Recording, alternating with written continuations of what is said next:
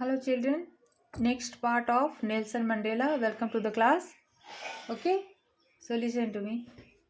Only a few moments later, we all lifted our eyes in awe as a spectacular array of South African jets, helicopters, and troops carriers roared in perfect formation over the Union buildings. It was not only a display of pinpoint precision and military force. समारोह के बाद सैन्य बल का प्रदर्शन किया गया और जेट विमानों ने विभिन्न रंग के धुएं निशान को छोड़ा। उदाहरण के लिए नए दक्षिण अफ्रीकी ध्वज का काला, लाल, हरा, नीला और सुनहरा रंग, और अंत में दो राष्ट्रीय गान गोरों और श्वेतों द्वारा गाए गए, है ना। But a demonstration of the military's loyalty to democracy, to a new government that had been freely and fairly elected. Only moments before, the highest general of South African Defence Force and Police, their chased bedecked with ribbons and medals from days gone by, saluted me and placed their royalty. है ना।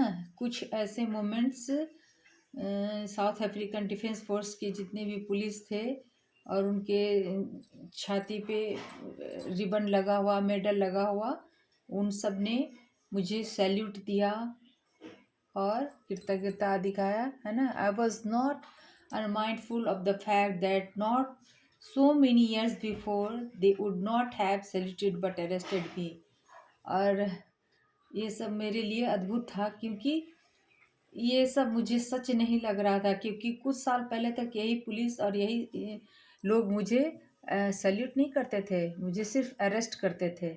Finally a chevron of Impala jets left a smoke trail of the black, red, green, blue and gold of the new South African flag। और अंत में जो Impala jets के black, red, green, blue और gold धुएं निकलने लगे of new South African flag के साथ, कलरफुल साउथ अफ्रीकन के कलरफुल फ्लैग के साथ जेट विमानों का धुआं निकलने लगा। The day was symbolised for me by the playing of our two national anthem, जैसा मैंने अभी बताया, and the vision of whites singing Nkosi Sikelele and black singing Die Stem, the old anthem of the Republic. दो राष्ट्रगान गाया गया। Although that day neither group knew the lyrics of the anthem they once despised, they would soon know the words by heart on the day of the inauguration। I was overwhelmed with a sense of history। और दो राष्ट्रगान गाए गए श्वेतों द्वारा। और उस दिन Mandela ने इतिहास में सुधार किया। बाद में उस दिन मंडेला ने इतिहास में सुधार किया। 20वीं शताब्दी के पहले दशक में, उनके जन्म से पहले एंग्लो बोअर युद्ध के कुछ साल बाद, सफ़ेद चमड़ी ने अपने मतभेदों का सफ़ेद चमड़ी यानी गोरे लोग अपने मतभेदों को पैच किया और दक्षिण अफ्रीका के अंधेरे चमड़ी वाले लोगों के खिलाफ नस्लीय वर्चस्व की एक प्रणाली खड़ी की। यह रंग भेद का जन्म था जो मानव निर्माण में सबसे कठोर था। On the day of the inauguration I was overwhelmed with a sense of history। उस दिन ये इतिहास बदला जाना था। In the first decade of the 20th century, a few years after the bitter Anglo War, जैसा कि मैं अभी बताई, है ना, कि यह रंगभेद का जन्म था और मानव निर्माण में सबसे कठोर था। 20वीं शताब्दी के अंतिम दशक में प्रणाली को हमेशा के लिए उलट दिया गया है और सभी लोगों के अधिकारों को मान्यता दी गई है, भले ही उनकी त्वचा या धर्म के रंग परवाह किए बिना, है ना। मोस्ट इनह्यूमलेट societies the world has ever known now in the last decade of the 20th century and my own 80th decade as a man, that system had been overturned forever and replaced by one that recognized the rights and freedoms of all peoples regardless of the color of their skin। मतलब जो भी मैंने बताया कि उनकी त्वचा और धर्म के रंग की परवाह किए बिना अब सभी लोगों के अधिकारों को मान्यता दी गई है। That day had come about through the unimaginable sacrifices of thousands of my people whose suffering and courage can never be counted or repaid। और ये जो दिन आया है, ये हजारों लोगों के त्याग और सेक्रीफाइस से आया है, जिन लोगों ने इसमें अपना जान लुटाया साहस से, है ना। कंट्री उसका कभी भी रिपेड नहीं, उसकी कीमत नहीं चुका सकता है। आई फेल्ट दैट उनके जान की कीमत कभी भी नहीं चुकाई जा सकती है, जिनके हजारों लोगों के त्याग के बाद ये आज़ादी मिली थी। गोरे और काले के मतभेद, रंग भेद की नीति को ख़त्म करने का जो ये नया परंपरा चालू हुआ था, ये इसके लिए जो हजारों लोगों ने कुर्बानियाँ दी, इसका कभी भी रिपेड नहीं किया जा सकता और न गिनती किया जा सकता है। I felt that day as I have on so many other days that I was simply the sum of all those African patriots who had gone before me. That long and noble line ended and now began again with me. I was pained that I was not able to thank them and they were not able to see what their sacrifices had wrought। और जिन लोगों ने तब अपना जान गंवाई, मुझे उन लोगों के लिए बहुत ही दर्द है और रहेगा। और इसलिए भी दर्द है कि मैं उन लोगों को थैंक भी नहीं कर सका, धन्यवाद भी नहीं दे सका। और महसूस करता हूँ मैं कि उनकी कीमत, उन देशभक्तों, अफ्रीकन देशभक्तों की कीमत भी मुझे यहाँ तक लेकर आई है और मैं इनकी कीमत कभी नहीं चुका पाया और उनके सामने उनको थैंक नहीं कर पाया। इसका दर्द मुझे बहुत महसूस हो रहा है। The policy of apartheid created a deep and lasting wound in my country and my people. ये जो रंग भेद की नीति है, ये बहुत अंदर तक लोगों, मेरे देश के लोगों और मेरे देश के अंदर, मेरे देश के लोगों में ये बहुत ही घाव कर चुका, अंदर तक घाव कर चुका था। क्या रंग भेद की नीति, जो गोरे लोग थे वो जो काले से नफरत करते थे, तो उनकी नफरत इन लोगों के दिलों में घाव की तरह बस गई थी। All of us will spend many years, इन लोगों ने बहुत सारे वर्ष बिता दिए इस नफरत, इस घाव को सहते सहते। If not generation recovering from that profound hurt, but the decades of oppression and brutality had another unintended effect। अगर ये घाव जल्द ही नहीं बढ़ा तो इसका समाज पे और बहुत ही बुरा प्रभाव देखने को मिलता है। and that was that it produced the Oliver Tambos, the Walter Sisulu, the Chief Luthulus, the Yusuf Daduns, the Bram Fissers, the Robert Sabukus of our time, men of such ordinary, extraordinary courage, wisdom and generosity that their like may never be known again। Perhaps it requires such depths of oppression to create such heights of character। My country is rich in the minerals and gems that lie beneath its soil, but I have always known that its greatest wealth is its people, finer and truer than the purest diamonds। तो एक बार फिर से समझाती हूँ। उन्होंने जो हजारों देशभक्तों के दुख और साहस को उसको याद किया और लंबे संघर्ष में भाग लिया, लेकिन उनकी उपलब्धि के फल को देखने के लिए जो लोग वहाँ नहीं थे, उसके लिए नेल्सन मंडेला के मन में बहुत ही दुख था। यह उत्पीड़न और क्रूरता का शासन था जिसने अफ्रीकी लोगों में एक गहरा घाव भर दिया था। और गहरे उत्पीड़न में ओलिवर टैम्बोस, जो नाम मैंने अभी पढ़ा, Walter Sisulus, Yusuf Dadoos, Chief Luthulis, Bram Fischers, Robert Sobukwes वादी का उत्पादन किया। मतलब इस जाहिर सी बात है, जब बहुत ही देश में घाव, बहुत बड़ा देश, कोई भी देश जब बहुत बड़े घाव से गुजरता है तो उसी समय कुछ महान लोगों का जन्म भी होता है ना। कुछ लोग अपनी महानता देश पे लुटा देते हैं अपनी जान के साथ। अद्वितीय साहस, ज्ञान और उदारता के पुरुष थे जिनका जन्म इस घाव के समय हुआ। मंडेला का मानना है कि दक्षिण अफ्रीका की असली संपत्ति उनके लोग हैं, जबकि वहाँ पे बहुत सारे बोल रहे हैं ना, my country is rich in minerals and James, बहुत, मेरा देश जो है वो बहुत ही धनी है मिनरल्स और जेम्स के मामले में। लेकिन सबसे ज़्यादा जेम्स और सबसे बड़ा जो जेम्स है मेरे देश का, वो तो क्या है, हीरा। वो सबसे बड़ा हीरा वहाँ के लोग हैं जो बेहतर और सच्चे हैं। उनके साथियों ने सिखाया कि साहस का क्या मतलब है। यह डर की अनुपस्थिति नहीं है, बल्कि उस पर जीत है। कोई भी त्वचा या धर्म के रंग के आधार पर दूसरे से नफरत करने के लिए पैदा नहीं होता है। और नहीं हमें, कहने का मतलब कि जो जन्म लिया है इस धरती पे वो सब बराबर हैं। उनका जन्म इसलिए नहीं हुआ है कि वो अपने से निम्न को देखकर या अपने से अलग रंग को देखकर नफरत करें। वो नफरत के लिए पैदा नहीं हुए हैं, लेकिन आदमी नहीं समझता है। वह मनुष्य की भलाई में विश्वास करना चाहिए और जो कभी नहीं मरता है ना। No one is born hating another person because of the colour of the skin. कोई कलर ऑफ स्किन के को देखकर रंग को देखकर नफरत करने के लिए पैदा नहीं लिया है। और हिज बैकग्राउंड या उसका बैकग्राउंड, किसी भी आदमी के बैकग्राउंड या स्किन के कलर को देख के नफरत करने के लिए किसी भी इंसान का जन्म नहीं हुआ है, और न ही उसके धर्म को देख के नफरत करने के लिए।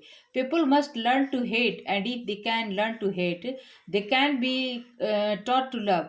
पीपल जो हैं वो नफरत करना सीख जाते हैं, और अगर वो नफरत करना सीख जाते हैं तो उनको प्यार करना भी सीखना चाहिए। For love comes more naturally to the human heart than its opposite. और प्रेम जो है, प्रेम अगर आदमी सीख ले तो वो ज़्यादा असर करता है ना। वो क्योंकि नफरत जो है वो इंसान को इंसान नहीं रहने देता है। So, even in the grimest times in prison, when my comrades and I were pushed to our limits, I would see a glimmer of humanity in one of the guards, perhaps just for a second, but it was enough to reassure me and keep me going. Man's goodness is a flame that can be hidden but never extinguished. ना, तो कह रहा है कि मनुष्य जो है वो स्वतंत्र रूप से पैदा हुए थे। उन उसको प्रत्येक व्यक्ति के दोहरे व्यक्तित्व होते हैं, है ना। हाँ, तो जब वो जेल में थे उस समय की भी बात बताते हैं कि उनके जो कॉमरेड दोस्त लोग थे, और उन लोगों को जब धकेला जाता था उनको लिमिट बताया जाता था कि तुम्हारा ये लिमिट है, ये करो वो करो। तो उसमें see a glimmer of humanity in one of the guards पर just for a second.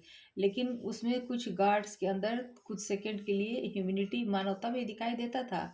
But it was enough to reassure me and keep me going. और इतना ही काफ़ी था मुझे आगे बढ़ जाने के लिए और देखने के लिए, ये आशा जगाने के लिए कि आदमी के अंदर जो है वो प्यार की भावना ही होनी चाहिए, न कि नफरत का।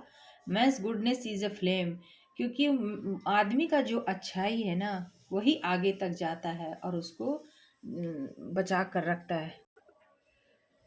Each man is able to fulfill those obligations according to his own inclinations and abilities. But in a country like South Africa, it was almost impossible for a man of my birth and color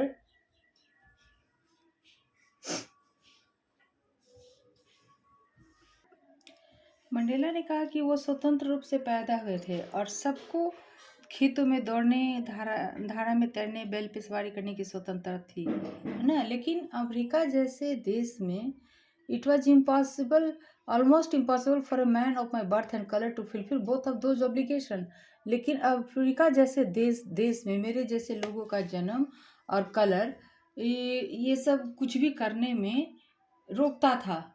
मतलब कुछ करने की आज़ादी नहीं थी, है ना। हर लोगों को जीने का, दौड़ने का, खेलने का, सवारी करने की, मतलब हर बच्चे को स्वतंत्र रूप से पैदा हुए हैं और हर को अपने स्वतंत्र रूप से जीने का अधिकार है। लेकिन उनके जैसे लोग जो काले थे उनके लिए ये सब, और भी उनके देश में बहुत ही इम्पॉसिबल था, उनके साथ बहुत ही रोक टोक था। In South Africa a man of colour who attempted to live as a human being was punished and isolated। क्योंकि साउथ अफ्रीका में इस तरह के कलर वाले लोगों को अलग कर दिया जाता था और उनको सजा दी जाती थी अगर वो सबके बीच में होने की कोशिश करते थे। In South Africa man who tried to fulfil his duty to his people was inevitably ripped from his family and his home and was forced to live a live life apart, a twilight existence of secrecy and rebellion. तो south Africa में अगर कोई अपने परिवार के लिए कुछ करना चाहता है स्वतंत्र रूप से, तो ये बहुत ही उसके लिए मुश्किल था और उनको रोक टोक कर दिया जाता था, परिवार से दूर कर दिया जाता था। तो जो लोग अपने परिवार के लिए कुछ करने की कोशिश करते थे, उनको अपने घर से अलग कर दिया जाता था, है ना। I did not in the beginning choose to place my people above my family.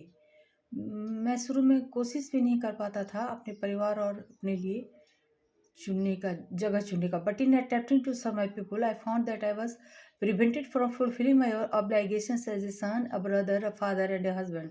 लेकिन जब मैं कुछ करना चाहता था तो मुझे रोका जाता था, एक पिता, एक भाई, एक पति के रूप में मुझे कुछ भी करने की आज़ादी नहीं थी। मैं हमेशा रोक दिया जाता था। I was not born with a hunger to be free. मैं स्वतंत्र रहने का भूख के लिए पैदा नहीं हुआ था। मतलब हम लोगों को स्वतंत्र रहने के लिए पैदा नहीं जैसे हुए हैं, है ना। आई वॉज बॉर्न फ्री, जबकि हम सब स्वतंत्र पैदा हुए थे। तो लेखक कहने चाहते हैं कि कोई भी व्यक्ति रंग और धर्म के कारण दूसरे से घृणा करता हुआ जन्म नहीं लेता है और उन्हें प्यार करना सिखाया जा सकता है। प्यार मानव दिल में प्राकृतिक रूप में आता है और जेल में उन्हें दीवार तक लगा दिया गया था, परंतु उसने गार्ड के दिलों में मानवता देखी, गार्ड के एक दिलों में, और यह मनुष्य की आवश्यक अच्छाई थी। इसे समाप्त नहीं किया जा सकता है। और जीवन में हर एक व्यक्ति के दो कर्तव्य हैं, अपने परिवार, अपने समाज और देश के प्रति। लेखक को इन दोनों कर्तव्यों को पूरा करने में बहुत मुसीबत आई, रोक टोक आया। यह इसलिए था कि दक्षिण अफ्रीका में काले व्यक्ति को यदि एक मनुष्य की तरह रहता तो सजा दी जाती थी और ऐसे व्यक्ति को अपने ही व्यक्तियों से अलग रहने के लिए मजबूर किया जाता। इसलिए उसे अपने परिवार के प्रति कर्तव्य को पूरा करने की अनुमति नहीं थी, एक भाई के रूप में, एक पिता के रूप में, एक पति के रूप में, है ना। I was not born with hunger to be free, I was born free in every way that I could know, free to run in the field near my mother's hut, free to swim in the clear stream that ran through my village, free to roast millets under the stars and ride the broad backs of slow moving bulls. As long as I obeyed my father and abided by the customs of my tribe, I was not troubled by the laws of man or God. है ना। कह रहा है कि ये लेखक तो स्वतंत्र इच्छा के रूप में पैदा हुआ और स्वतंत्र होने की भूख के साथ।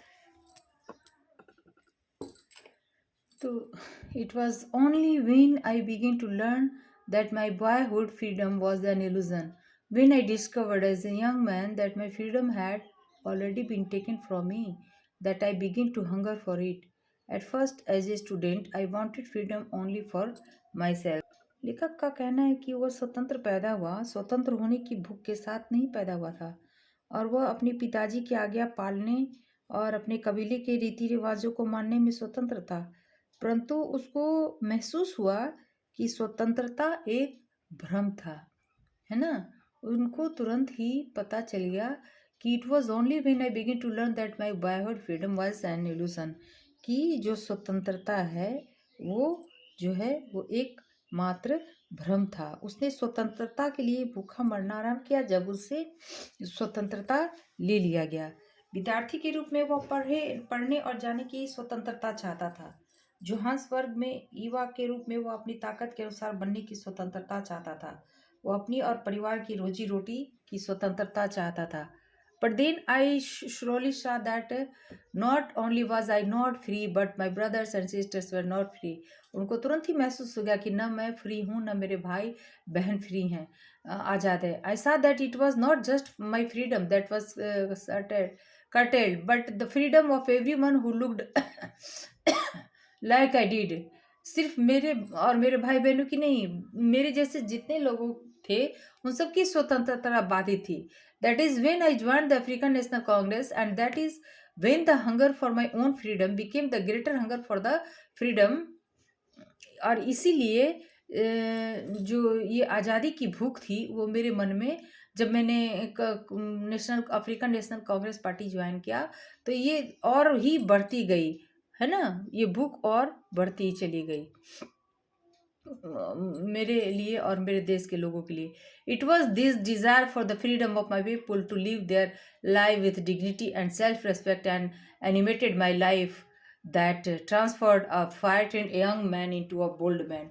और यही भूख जो मैंने अपने भाई बहन मेरे और मेरे देश के लोगों में देखी, आज़ादी से जीने की भूख, इसी इच्छा ने मुझे डिग्निटी, है ना, आत्मगौरव और रिस्पेक्ट के लिए जीना सिखाया, और मुझे एक निडर साहसी युवक के रूप में जन्म मेरा जन्म हुआ. That drove a law abiding attorney to become a criminal, that turned a family loving husband into a man without a home, that forced a life loving man to live like a monk. I am no more virtuous or self sacrificing than the next man.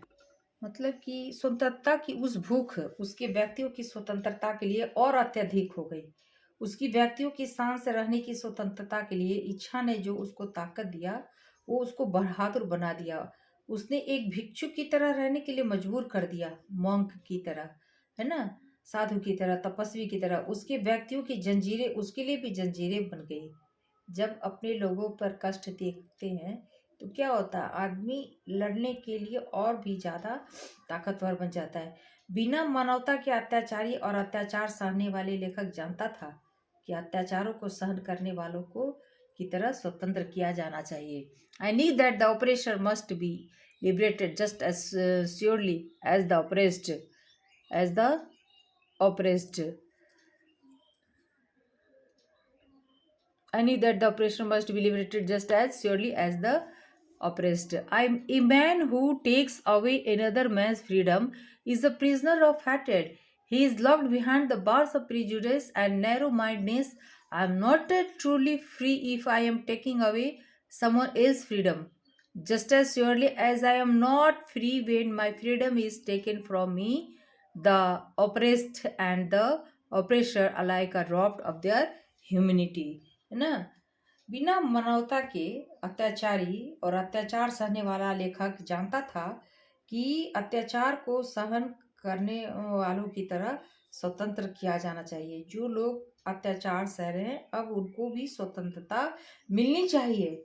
और एक व्यक्ति जो दूसरे की स्वतंत्रता छीनता है, वह घृणित हो जाता है. वह कोई व्यक्ति स्वतंत्र नहीं है यदि वह किसी दूसरे की स्वतंत्रता ले रहा है ना. दोनों अत्याचारी और अत्याचार सहन करने वालों से मानवता छीन जाती है. यानी कि जो अत्याचार करता है और जिस पर करता है, वो दोनों ही उतने ही बराबर अपराधी हैं, है ना. तो किसी को भी अत्याचार देने, करने और अत्याचार सहने की हिम्मत या ताकत नहीं होनी चाहिए. मतलब हमें हर अत्याचार का लड़ा सख्ती से उसका विरोध, अपोजिशन करना चाहिए, है ना. यही इसमें सिखाया गया इस चैप्टर में कि व्यक्ति जो है वो नफरत करने के लिए पैदा नहीं हुआ है, और जिनसे नफरत किया जाता है वो लोग भी स्वतंत्र होने के लिए पैदा हुए हैं. So that's the chapter of Nelson Mandela, जिन्होंने 30 साल जेल में बिताया गोरे और काले रंग भेद की नीति के लिए. I hope you can understand this chapter. अगर आपको ये चैप्टर समझ में आया, अच्छा लगा, तो लाइक और सब्सक्राइब कमेंट कीजिए. तो और इस तरह से आपको आगे का चैप्टर इजीली अवेलेबल होता जाएगा. Thank you guys.